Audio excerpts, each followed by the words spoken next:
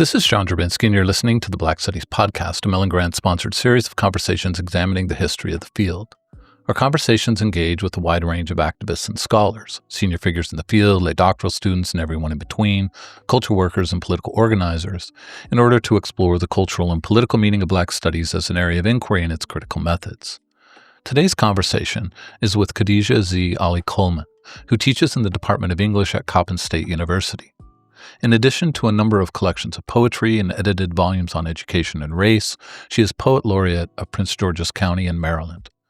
In this conversation, we discuss the place of education in the formation of the Black Studies imagination and the centrality of creative work for the study of Black life and liberation struggle.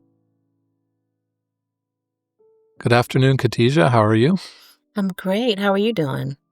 I'm pretty good. We're recording this, 4 weeks or so from when it will appear, but we are in the middle of a crazy heat wave. So, Yes.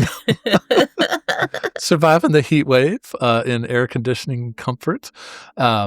But I'm really, really glad that we found time to talk today. I know that you're a scholar and professor, but also an artist and culture worker, and we'll be talking sort of from the artist culture worker perspective. But I'm really interested to hear as we go along how those two things work together and how they're different for you and all of that.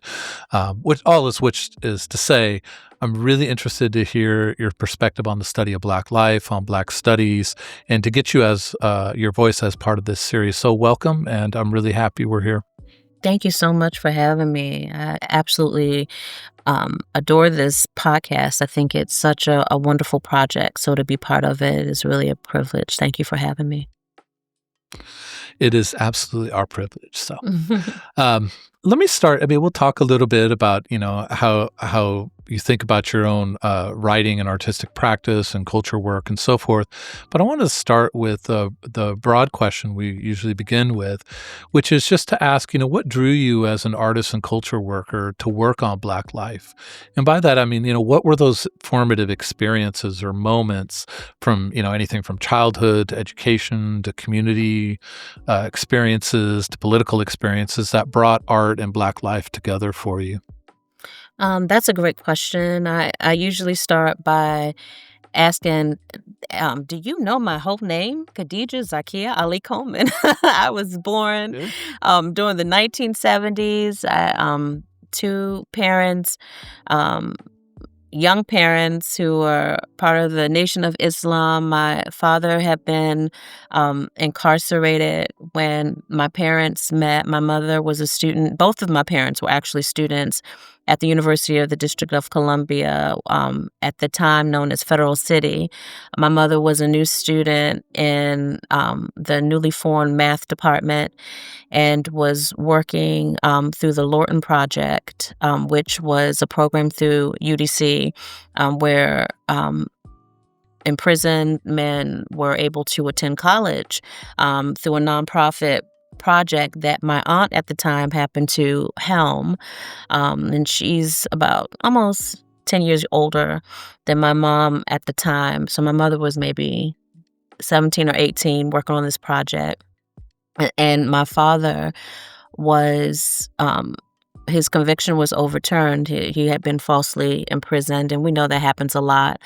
But they had formed a relationship while she was tutoring him in math. And he found Islam while I'm incarcerated. And so he changed his name to Baraka Ali. My mother became Nia Obialigeli. And then here I come and become Khadijah Z. Ali-Coleman. And so I give that backdrop because I came into this union that had a very Pan-African foundation. And so even though my parents' relationship didn't last past me turning 5 years old, what my mother then took on in her parenting practice was really this hyper-focused approach to education that centered Black people, people of the African diaspora. So much so, I learned to read at 3.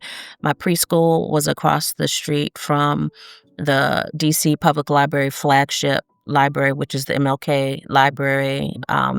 And when my mother would take me to the library, I could pick out any book I wanted, but it had to be revolve around some aspect of Black history. So I was learning at 5 and 6, the genesis of this term we know as cowboys, and knowing that the first cowboys were Black men, and those types of things. And so when people ask me why Black history is so important to me, and is so integral, inherent in everything that I do artistically, and in everything that I do, that is what was foundational to my life experience from a very early age. My mother would do my hair, and I would have to read Chancellor Williams and Frantz Fanon at age 6, not even no understanding what I'm talking about. Who are these? What is this? And I remember her pronouncing Fanon and making sure that I pronounced it with a French accent. And so, yeah, so that's my upbringing. And so I had the rare privilege of really beginning education through the lens of being a Black person and through the African diaspora. So, I mean, it's a phenomenal sort of origin story point. And it reminds me, yet again of the intimacy of everyday reading practices for children and adults, and political education, which is always happening, right? And so that choice that your mother had, I love that she wants to make sure you don't say like Fanon, but you say like Fanon. I have to say, I love that, especially as a Francophone studies scholar. Yeah. But it reminds me, and I've mentioned this on a few podcasts because it's such a poignant story that I see in so many of these origin stories as well, that in Angela Davis's autobiography, she talks about teaching incarcerated women how to read, and they thought they were going to be reading from like Dick and Jane books, but she brings them Lenin's like State and Imperialism, right, book. And so it's like, and my students are always, and I teach a seminar pretty regularly on Davis's work, and so when I ask them what they think of that, and they always find it charming, sort of funny, sort of strange, but it's one of these moments where I sort of pull them back to what you were just saying, which was, I was just getting my hair done, right? Reading or going to the library, which is such a big deal for kids. I loved going to the library as a kid. It's just it's like this bonanza of like colors and words and pictures. But the idea that political education is also taking place at each of these moments, I just love that as an insight at the origins of people's intellectual lives and artists' lives. I mean, how did that transition then? Like out of like high school, out of your childhood?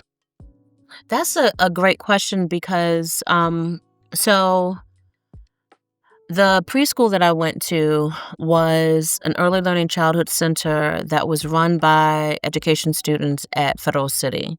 And so it was in a church that, as I said, was across from the library.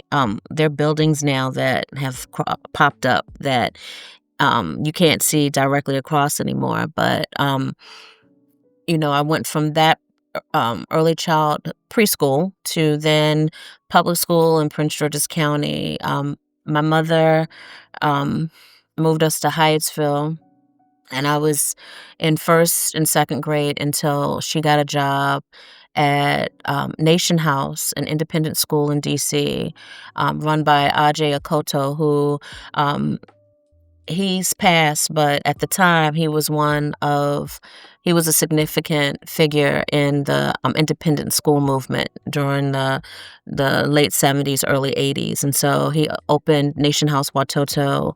I think it's on Park in Northwest DC, and my mother got a job teaching there and enrolled me and my younger sister, at the time while she taught, early, like, the babies, the 3 and 4-year-olds. And so at that school, again, it's this centering of, African history. We learned Swahili. We learned not only, the history of, the American African, but also the history, in different African countries, the relationship between, those here in America and those in on the continent and those types of things. So this would have been my 3rd and 4th grade years where I'm having this type of advanced education that, really is akin to what I later experienced when attending college. And so when my mother left working there, I then returned to public school. And this time we moved to Montgomery County, and I would say, fun fact, I was in 5th grade with Dave Chappelle. um, Hey. so that tells, gives some idea of how old I am. And so that was probably my longest school experience at this point. My mother um, really was, moving from place to place. She had me fairly young. She was 19 when I was born, but she was also a highly gifted person and just fiercely independent person. So she was going to do what she wanted to do. And if it meant we would be moving. And so during my entire childhood, I probably moved no less than, I would say, 10 to 13 times. Um, and so when I was in Montgomery County, I was at Woodland Elementary for the longest that I was at any school, and that was about 2.5 years.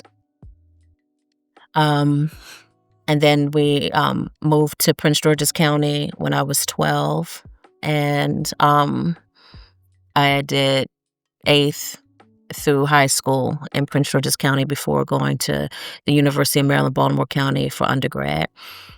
And there I majored in interdisciplinary studies, but I created my program, which was African American Studies and Mass Media, because I knew that whatever I majored in, I wanted it to involve some type of study of Black culture. So I love that. The design your own major programs are so, I think they're just interesting, and they draw out the best in so many students. I've mentored a few students at University of Maryland. I taught at Hampshire College, which is all design your own major.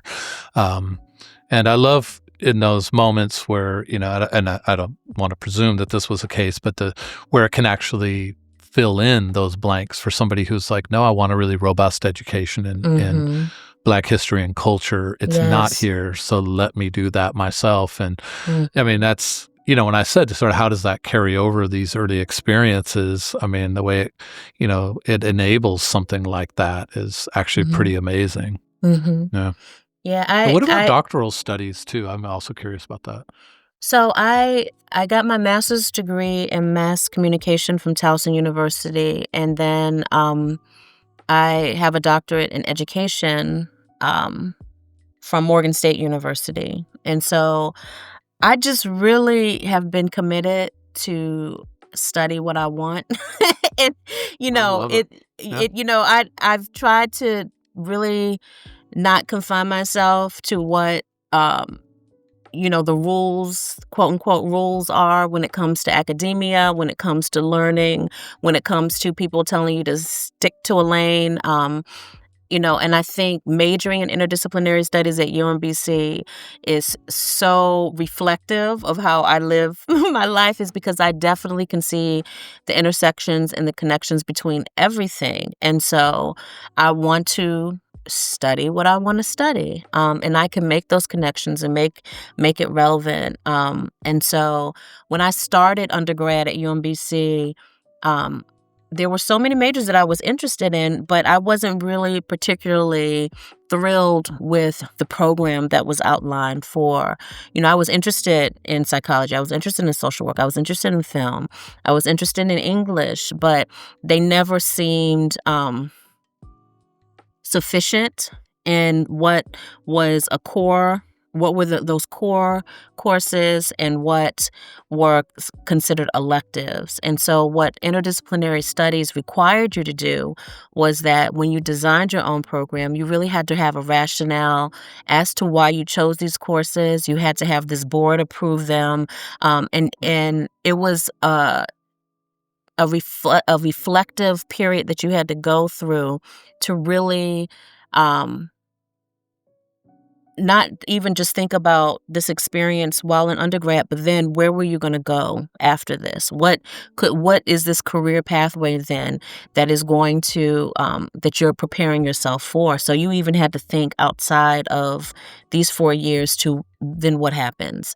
And so I pulled from what my study of history and all the things that my mother required of me when I was younger to study, and then what I eventually began to do on my own and to see.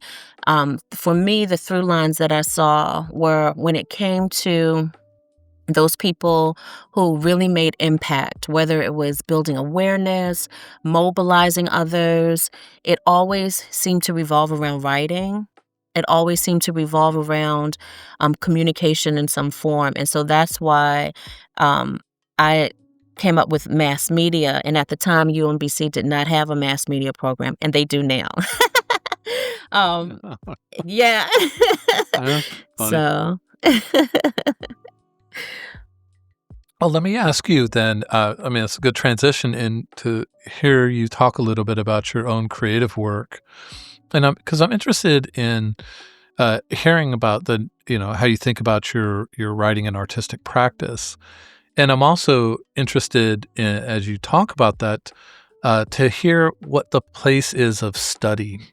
I think that's what the sort of really interesting thing about the convergence of Black studies as a field, a field of intellectual tradition and political mobilization and history and creative work, right, is that study and creative work often go really together, but they also live separate lives. So I'm interested to hear you then talk about sort of your writing and creative work and the role of study in that. So, it's so interesting because there is often very little distinction between how I would prepare for writing a creative piece and how I would prepare for writing some type of research report in terms of knowing what precedent is, learning about who the key players have been before I'm entering the text or entering the story at this point. What came before? Who are those people that have been impacted by these players or these contributors to whatever? An example I would give, I was driving, this was 2010 maybe. I was driving home listening to WPFW, Pacifica radio station in the Washington, D.C. area. 89.3. Yes, that's right. And listening to this archive of Lena Horne being interviewed and talking about how she was basically in community with Paul Robeson as a young person. Her grandmother was actually somebody who was in community with Paul Robeson as an activist, and how he influenced her work. How she was talking about her father who was a numbers runner, but just this rich life that no one talks about when talking about Lena Horne. They talk about her as this entertainer, but she's talking about the way she was blacklisted when she started speaking out about, we know her as being one of the few Black women who was portrayed in a movie and was not portrayed as a housekeeper. But we don't know that she spoke up and out about those kinds of treatments, that kind of treatment when it came to hiring Black actresses, and that impacted her ability to get work, and that the same thing was happening, of course, to Paul Robeson, McCarthyism. You had Black actors, Black entertainers really speaking out and traveling, and it was just a fantastic interview. I stayed in the car for an hour after I had reached my destination to listen to the conclusion of this interview, and it sparked me going, and I just started looking up a lot of some of my favorite women, historical figures who no longer living, but we know them as entertainers or we know them as artists, and reading about their connection to different liberation movements, or had written, they had something to say that wasn't really prominent when it came to speaking about their work. And I created this show around that called In Her Words, highlighting the lives and the work of Zora Neale Hurston, Nina Simone, Katherine Dunham, Billie Holiday, learning about, when we speak of Billie Holiday's Strange Fruit, and though she didn't write it, but her relationship with that piece, how she refused to perform and end a night without performing that, and the significance of that piece and what that meant to her. And then it gives context then when you learn, and a lot of the things that are coming out now about her life, how the FBI, how they just really came for her in ways that weren't detailed before, when she was characterized as being a junkie, but no mention of this really political stance that she was taking with just the performance of this song. So all of those things. So I use that as an example. In Her Words as an example is that my art and my interest in performing and presenting usually comes from these questions, this scholarly interest, from reading, from watching and listening to interviews, from really engaging with texts in a way where then it can lead me to create something original, or it can an artistic, or something that is a journal article. I love that. Yeah, thank you for that response. And I'm curious, and like as a follow-up, this next question, then what do you see? I mean, the sort of drawing from this, and I love the way you talk about this wide sense of study, right? It's reading a book, but it's also hearing an interview or a conversation, because I think that's the richest sense of study that we have. Is like where are ideas percolating, and they can come from such unexpected places. And that's, I think, Black studies as a field, that's one of its strengths, is that it sees ideas in everything. And so I loved your portrait of study, that it wasn't like I go to the library and this is what I see, which I love libraries. I love seeing things at libraries. But but I'm interested then to hear you talk a little bit about your own work, and I'll sort of put it this way. What is your work as a writer, as a scholar, and as an artist? What do you see it trying to say or saying about Black life?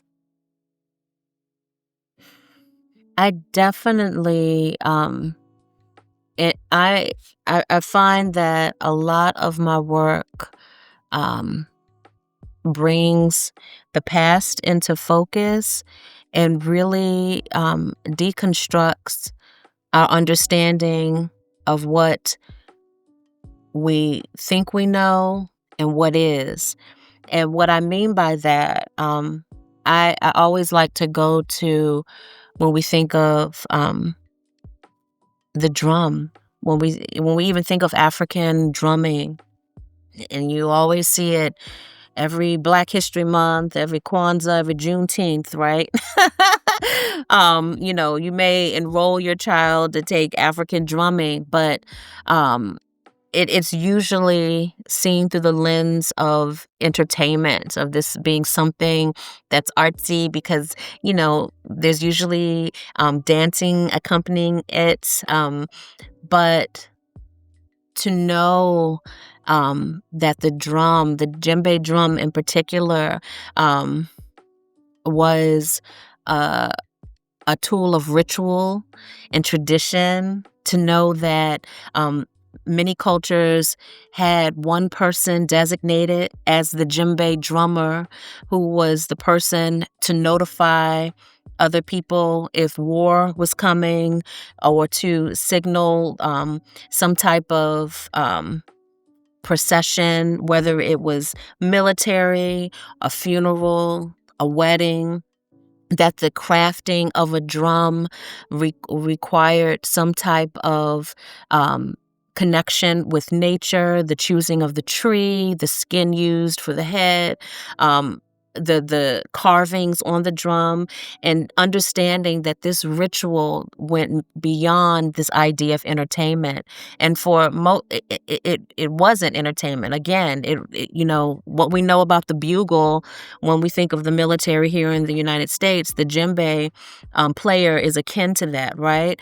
That you could be a distance away and hear the djembe drum, and certain beats on it would communicate a message.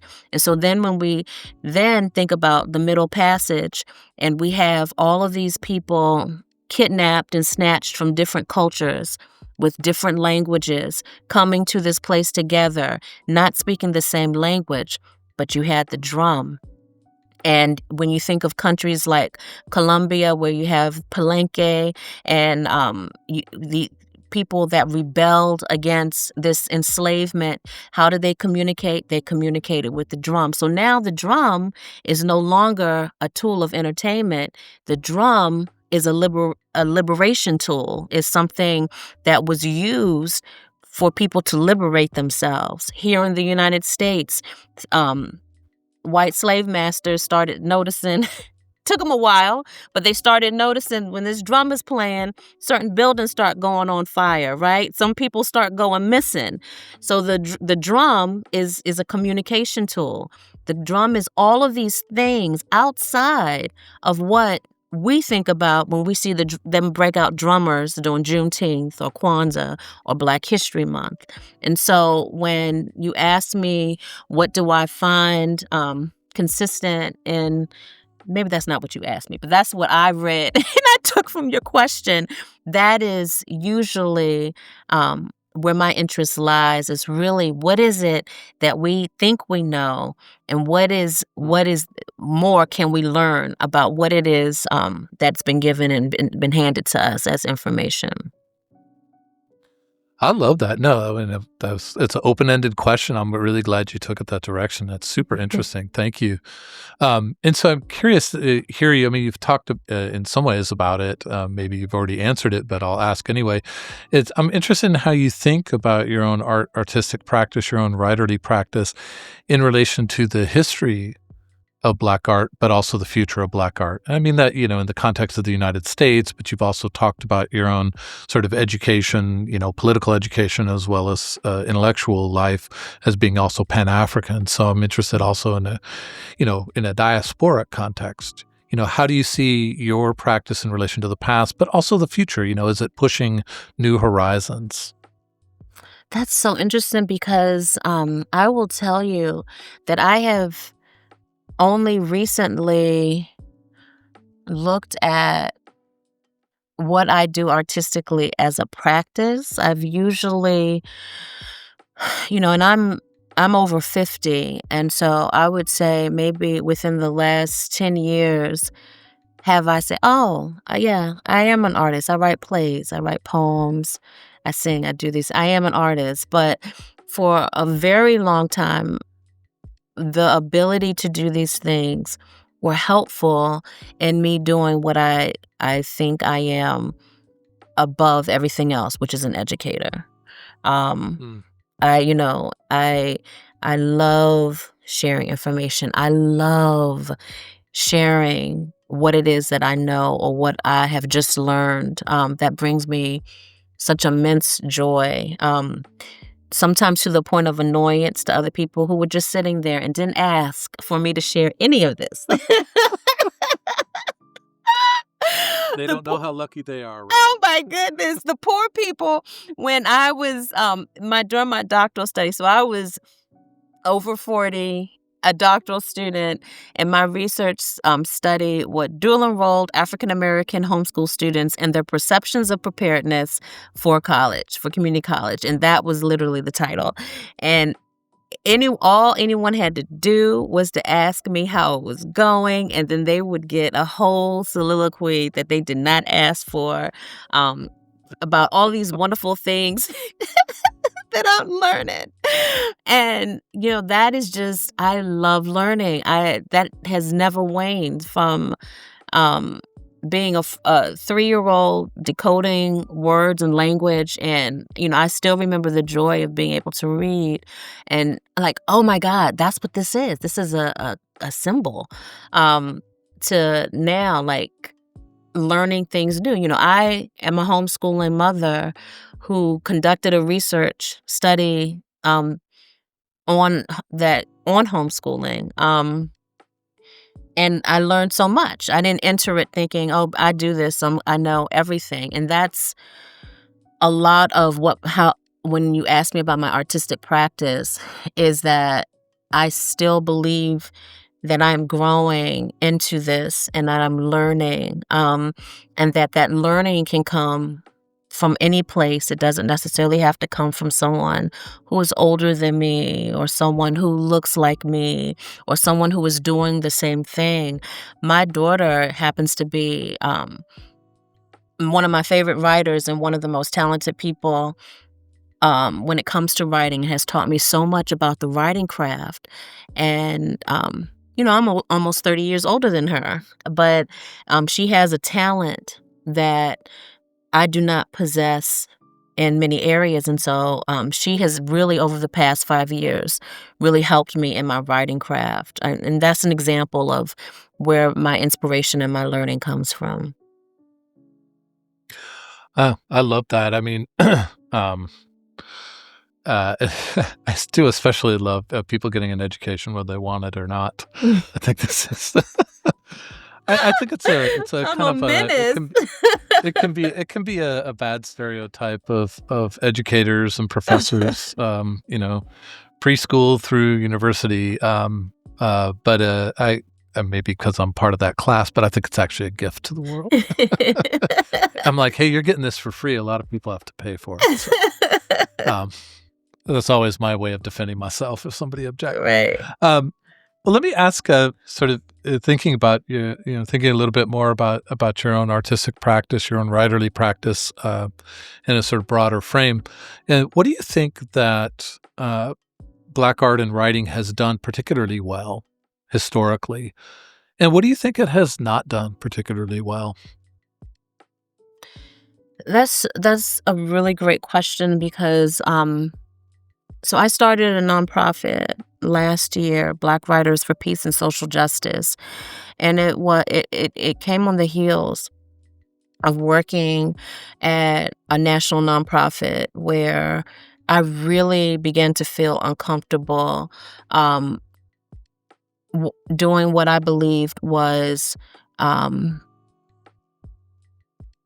kind of revering this proximity to whiteness when it came to Black literature. And when I say that, really shining the light on those writers who, published by the big publishing companies on bestseller lists, but not necessarily giving attention or recognizing those writers who not only are not published by big publishing companies, may be published by small presses, may be self-published, but also may be counter revolutionary, may be um, focused on liberation work that isn't necessarily palatable to the audiences who are funding nonprofits or funding a lot of this pop culture work. And Hmm. so when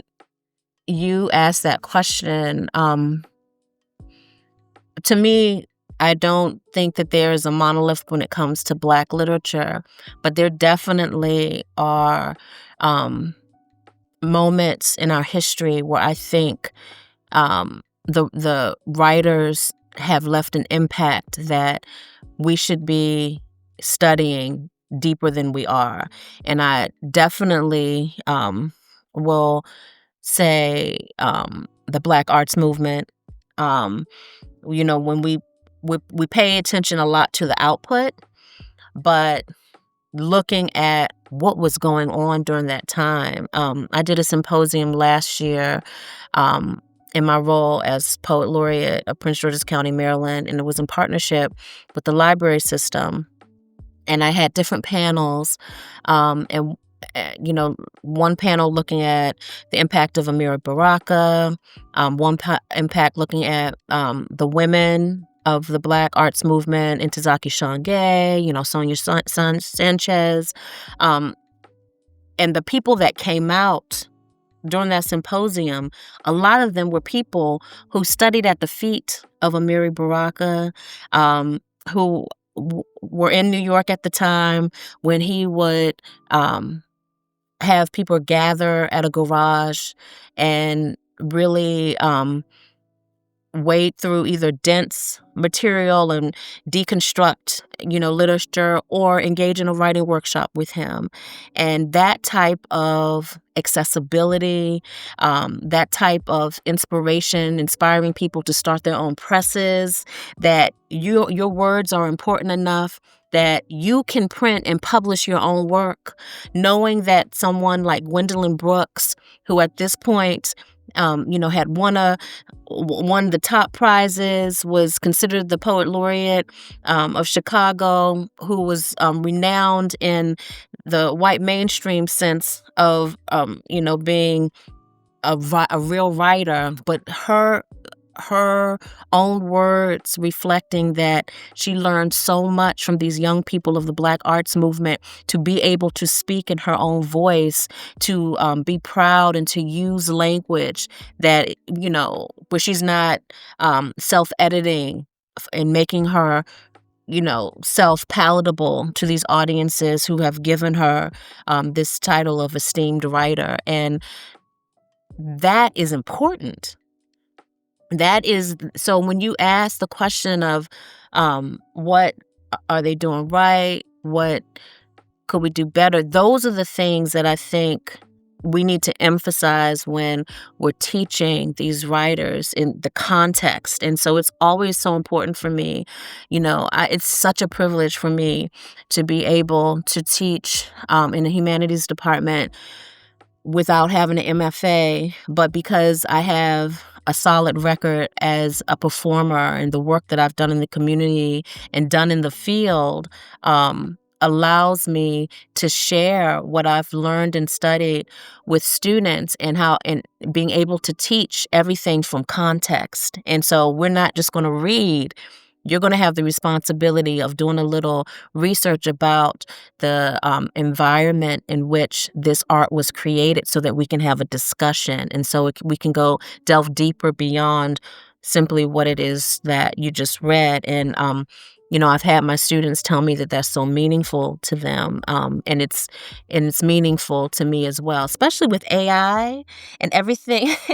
We're in this time now where someone could just go and chat GPT and have them write up a synopsis of what it is that this writer is saying. When you're discussing the historical context of this work, it's a lot different when you are contemplating the literature. So. Yeah, I mean, you bring up AI at the end there, and what I always tell my students is, I don't teach them, creative writing. I don't teach them as poets, but teach them as critics. But I'm always saying, if you use AI, you may or may not trick me, and we have a whole policy about that. But in the end, I just want to know what you think. Right. Actually, I'm not interested in what you're able to produce from a bot. I'm interested, so when it comes to writing something like poetry, it comes to creative writing, it comes to processing these ideas. I mean, what we want to know is that it came from a person, because there's something interesting about that person. And just thinking about, what you were talking about, have we really lived up to this Black arts moment of, a garage that just sort of come one, come all for a writing seminar, and all the variations of that. And this is something we were talking before we hit record, actually, about music, right? This idea that art is for human beings. And so like human beings, right, we have at least the capacity or the curiosity to express ourselves. And what does it mean to actually embrace that as not part of market forces, but part of our communal and shared humanity, which is especially important in these contexts you're talking about, in the case of the Black arts movement, urban working class, young and old people finding ways to say something about their lives. And, the way we formalize so much education into being, what tuition can you afford? And that's going to have some kind of relationship to the kind of education you get. I really love this reminder that, what Black art and writing has done is the popular novel, the hit, the critically, acclaimed writer, but has also done all this other stuff that you're talking about. I love that as just an ethical question and a political question for us to ask. So, the community. So, yeah, thank you for that. Well, thank you so much for that feedback. But when I think of community, it's at the root of everything that we know about these writers, everything that we feel, and what I mean by that. When I look at the Harlem Renaissance, and it's the same people that we talk about often, Zora Neale Hurston, Langston Hughes, it's a few others. May occasionally talk about Jean Toomer, but it's usually Richard Wright, but we don't really do deep dives in a lot of public programs. And when I say deep dives, look at what happened when those key players and even some of the minor players who were not so knowledgeable about what happened to our understanding or the visibility of their work when they fell out of community with each other. Zora Neale Hurston, the amount of output that she had during the Harlem Renaissance to then die and not really come to our consciousness until the 80s when Alice Walker went looking for her. And what folks don't know is that Alice Walker, in some respects, was mentored by Langston Hughes. She had brief interactions with him, but he made an impact on her. But she was alive during him being alive, Alice Walker, the Alice Walker, right? And so she read Zora Neale Hurston's work only to see it then go out of print, and went looking for her. And when she wrote about that search for Zora, and then being the one to place a marker on her grave, then Zora Neale Hurston became, known to my generation, and we started to see a lot of her books. But what happens when these writers are no longer in community is powerful. And to me, really speaks to how community, and not just sitting in a room with someone, but engaging with them in a way that's collaborative, but also it's creating in itself this type of entity that then exists,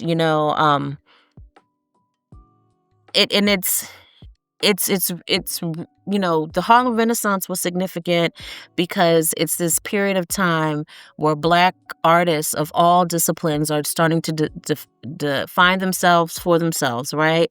But then what they did not so gracefully do is be able to disagree and recognize the diversity within the community. So it was either uh, ostracization of folks who were different, or distancing, or Hmm. um, you know, just totally disappearing. When I think of Gene Toomer saying to hell with all of it and then going to live with the Quakers.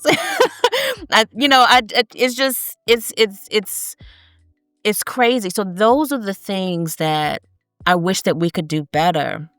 I wish that we could be able to disagree in ways that didn't have to result in disruption of our art, of our culture, of our ability to be able to still be in communication with each other in ways that we are impacting the very people who are looking to us to be the keepers of our culture. I love that. I mean, if nothing else, there's a ton of interesting stuff, but if only that part gets heard in this podcast, I'll be so happy. Thank you. That's a wonderful contribution. I love that. Mm. And let me ask a last question, sort of putting you now at the center of our moment, which is quite a moment. It's a heat dome. It's a war with Iran. It's a genocide in Gaza. It's a fascist government. But it's also, as you say, every moment is part of these long histories and local and national and international communities. With all these things in this moment, what's the issue or the question that you would like to see artists and critics asking? Or what issue you would like to preoccupy us all? I want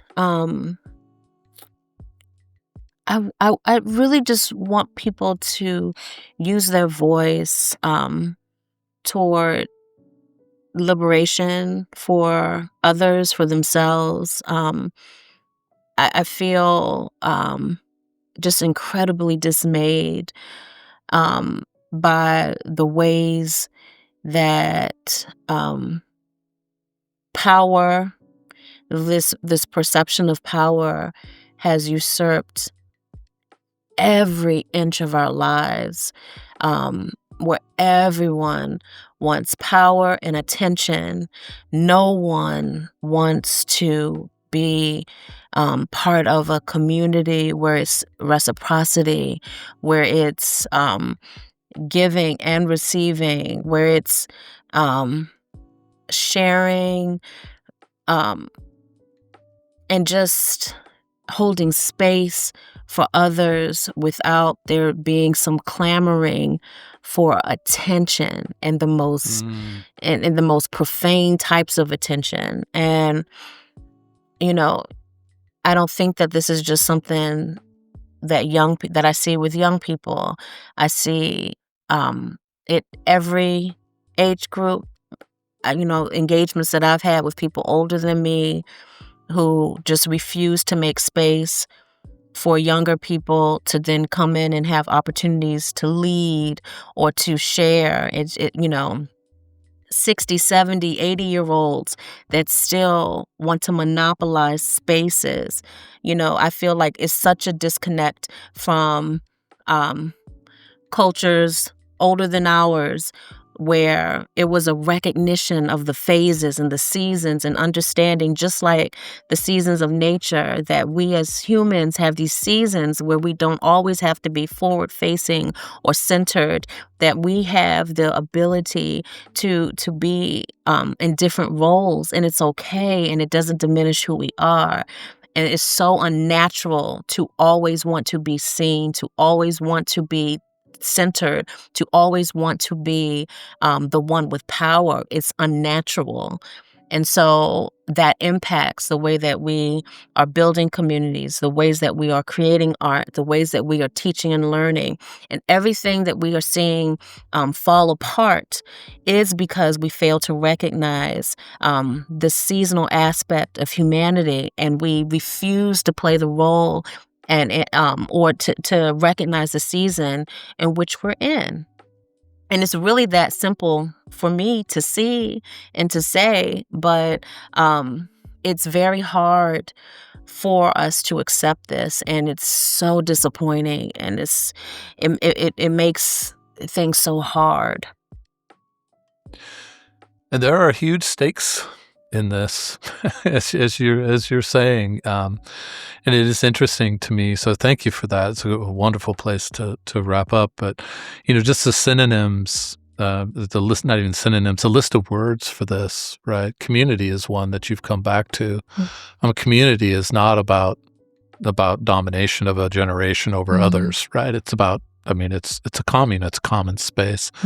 Also love, I hate to be the child of hippies, but, love is that, right? It's that moment where you step aside because another person becomes more important in a moment. And, since you're a poet, what Auden said, September 1st, 1939, we must love one another or die. Yeah. And I think about that a lot when I feel like we're dying, because what you're talking about is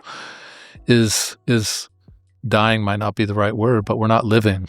Yeah. Like the kind of description you have there of seasons, of communities, of contacts, of sharing space. And so all just to say, sorry to sort of over talk in this moment, but I really love that as a place to wrap up, because it just opens up so many important ethical and moral and political things for us to think about that aren't just big scale, but are deeply intimate, right? And that's a real gift to this podcast series. So thank you for all of your thoughtfulness, and thank you especially for this place of wrapping up. This has been a fantastic conversation. I appreciate you. I appreciate being in connection with you, and I hope to stay connected. Thank you so much for what you're doing.